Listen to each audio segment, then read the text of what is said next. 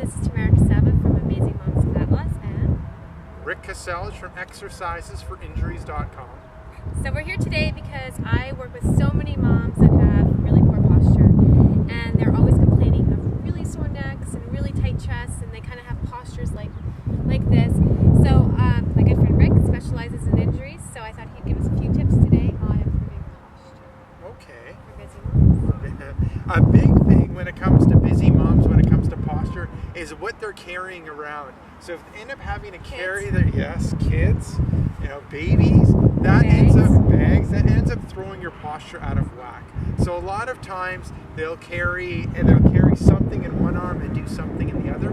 It ends up throwing your body out of whack and kind of making your posture worse and leading to pain and leading to more injuries. So you got to do your best to stay in good alignment.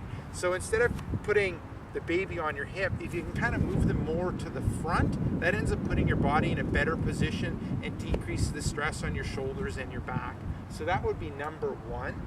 Number two would end up being, working on stretching out the front of your shoulders. So a lot of times the shoulders are rounded out, or since you're having kind of reach down to the level of your child, you end up rounding those shoulders forward. So trying to open up those shoulders so it can be just activating the muscles in the back and opening up your shoulders, or even just doing a quick stretch like on the wall and stretching out the front of the shoulder in order to kind of loosen things up.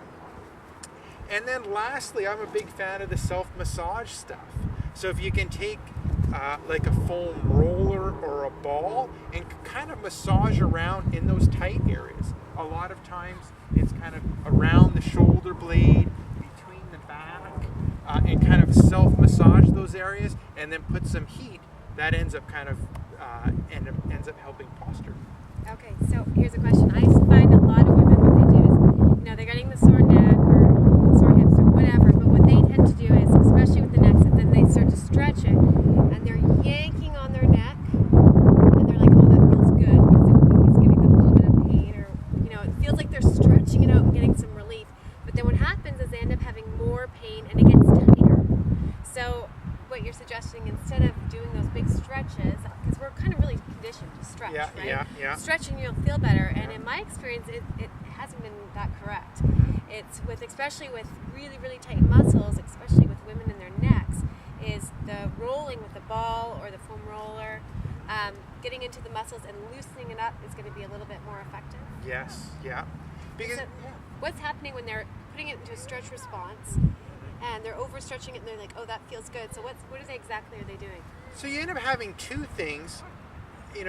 A lot of times with bad posture, you end up building tension within that muscle, and you need to address that tension, and the best way of addressing it is some sort of massage. Now, it'd be nice if we had like a personal masseuse or massage person at our house. Or a cooperative husband. But we know that's not going to happen.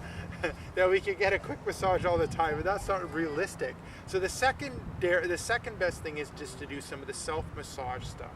Right. So you can use the foam rolling, or like I was saying, like a ball, and kind of massage around those upper traps, around the shoulder blade. Don't worry, guys, we'll do a video on it so you understand, because I know right now you're going, I have no idea what you're talking about.